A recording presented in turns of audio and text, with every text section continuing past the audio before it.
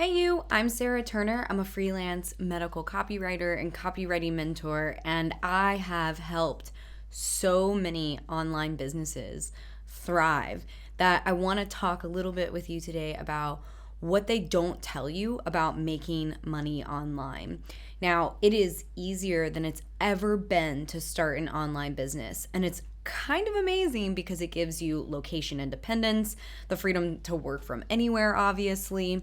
And there has never been an easier time to do it because there's so many incredible tools and pieces of software and websites that can support you in starting an online business.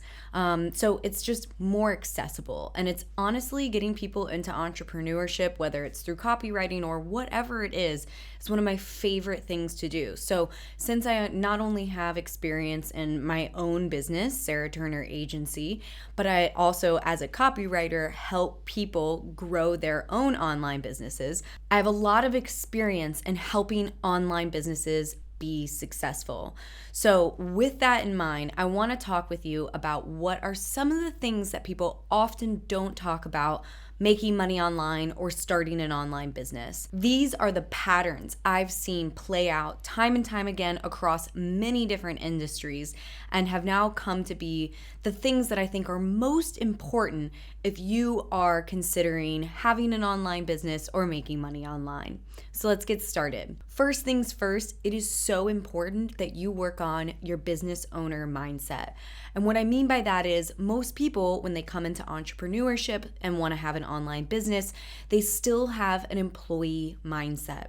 An employee mindset can show up in a lot of different ways. It can be that you are looking for others to tell you what to do next, meaning that you're kind of looking for permission or even approval, right? When you start to be your own boss, you have to remember that there isn't going to be somebody who's patting you on the back, telling you what to do next, and you have to become that person. With that same idea in mind, what that means is you got to make sure that you're doing what you can to be a good boss to yourself.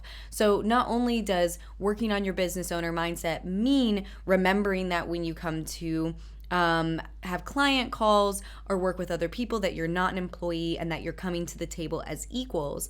Not only does it mean working on that part of your mindset, but also means working on that critical internal voice and dialogue and making sure that you are not, beating yourself up unnecessarily or, just allowing the criticism to kind of run rampant, because it is really difficult to be your own boss, but it's also something that you can definitely work on and cultivate different aspects of your personality within yourself to make it much more enjoyable. This is something I wish somebody had explained to me when I was first starting out, because when I was first starting out, I was so consumed by fear. I was making fear and scarcity-based decisions, and I wasn't doing anything to help my mindset. So anytime I met with a client, I, was very quick to reduce my prices, let them talk me down. And it wasn't until I started mindset work that I realized how it's one of the most important things that you can do for yourself and for your business. The next thing that is an essential part to having a successful online business and making money online is working with your relationship on money. And what I mean by that is we all have internal beliefs. Sometimes they're conditioned beliefs that we didn't choose ourselves, but were kind of communicated to us either directly or indirectly by our parents around money. And if you aren't examining your beliefs around money, you can find that it will actually undermine your success if you have negative self-limiting beliefs around money. So what does that look like? Maybe you believe earning good money, I'm not talking about being a billionaire here, but earning solid money. Maybe you've learned that good people don't earn great money, right? Good people are martyrs. Good people are, people who struggle. So maybe you learn that. And if you believe that, like in your core, it's going to be a lot harder for you to charge what your work is worth. It's going to be a lot harder for you to show up like the business owner that you need to be. So working on your relationship with money generally looks like examining your beliefs and then pushing back on them. And if you are more curious about that, I actually have a course called Master Your Mindset, which you can find on officialsarahturner.com. because that has been one of the most helpful things that I have implemented into my life to have a successful online business. And we all have money beliefs. So it can be really interesting to see what they are and maybe even identify where they came from. And then at the end of that, you get to choose, do you want to keep them? Are they serving you and are they helpful? Another thing you're going to have to examine your beliefs around is marketing, because if you're going to have an online business, online marketing is going to be an essential part of getting the word out about what you do, what you offer, whether it's a product or a service. And let me tell you, I'm a copywriter now, which is like being in the meat of marketing. It's, I'm surrounded by it. It is my job, but I did not start there. When I first started becoming an entrepreneur, I thought marketing was so sleazy. I didn't want to pitch myself. I didn't want to be a part of marketing at all. But I've come to see that this is because there are really, a lot of examples online of some sleazy marketing. But if you open your eyes and educate yourself a little bit, there's actually some incredible examples of beautiful marketing, of marketing that is genuine and authentic and helpful and even world building.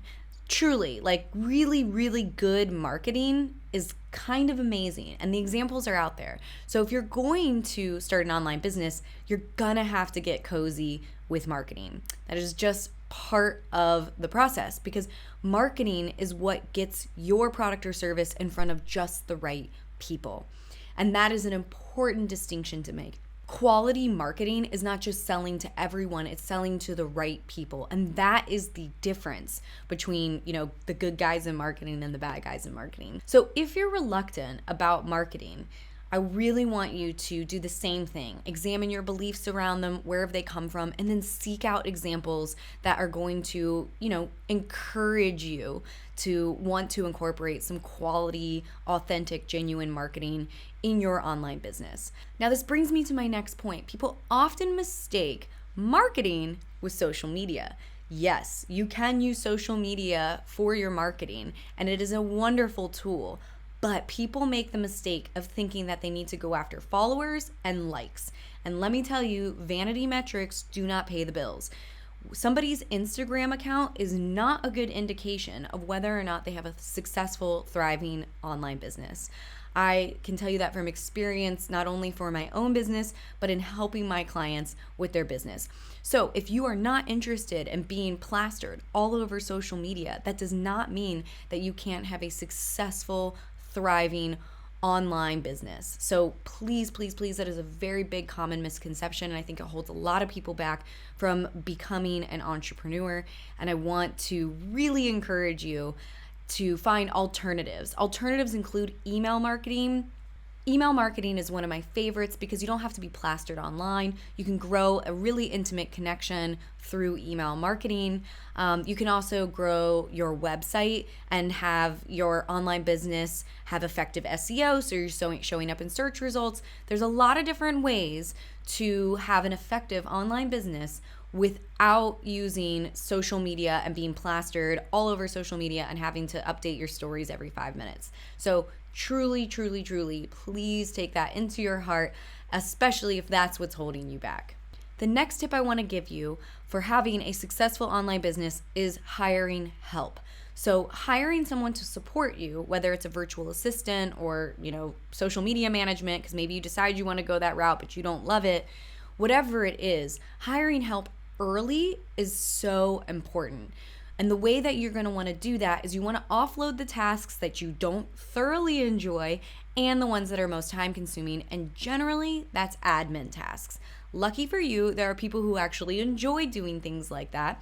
And there's so many wonderful places to find these people online. So hire a virtual assistant early, and that will give you time to actually focus on your zone of genius, as people love to say, and really making sure that you are maximizing the time you're spending on the thing that really lights you up and the thing that is actually going to move the business forward. Because generally, answering all your emails is not the best use of your time. And you can hire someone to help you with that. You can still be heavily involved.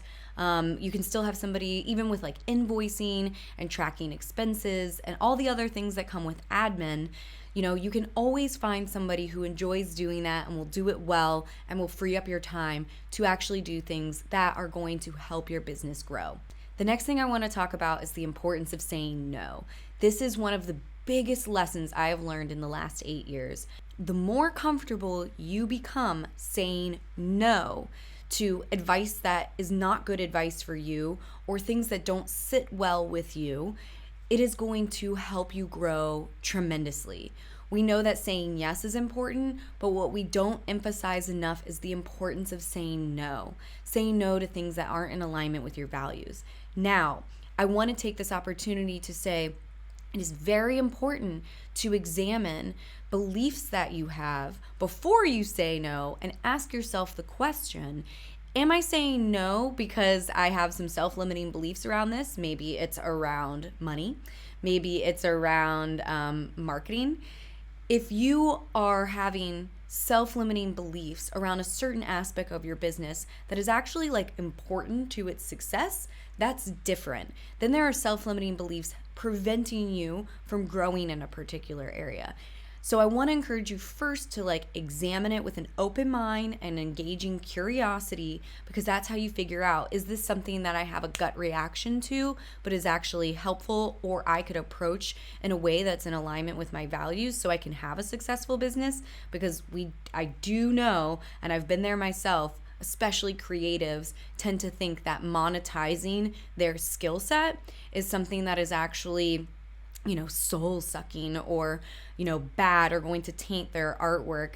Actually, the War of Art is a really incredible book on this. But in fact, knowing that you can charge what your art is valued is actually a sign that you're growing up and becoming a professional.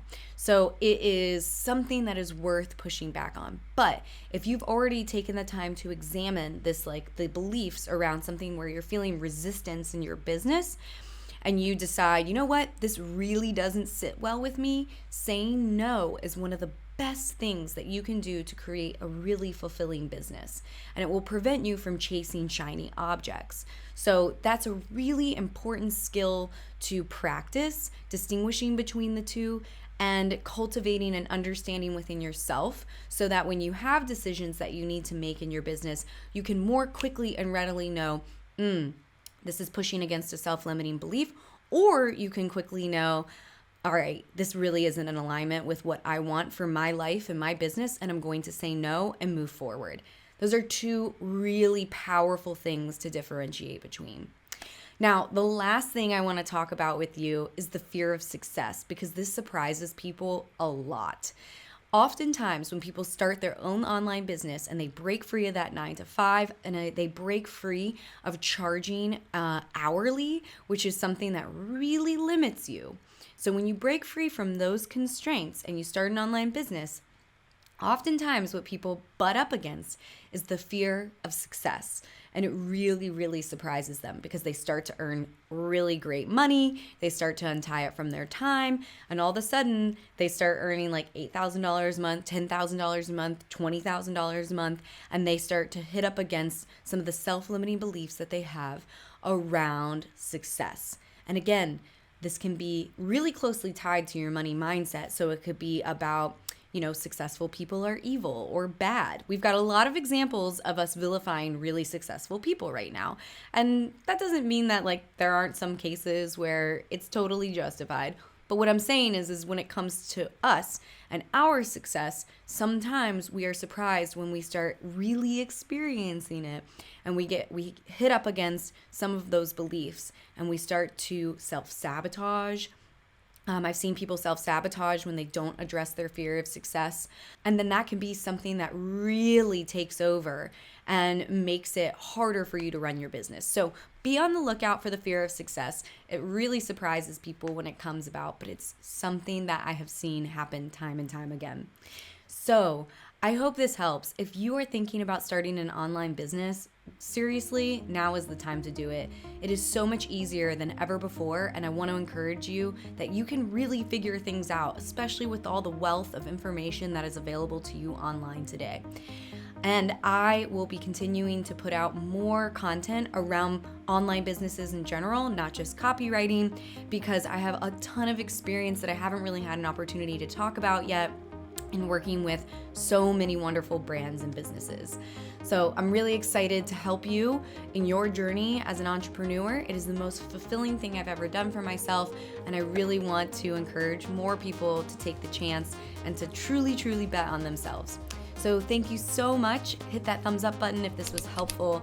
I would love to talk more about this. If you have any questions about creating an online business, getting started, mindset, please drop them in the comments. I love reading your feedback.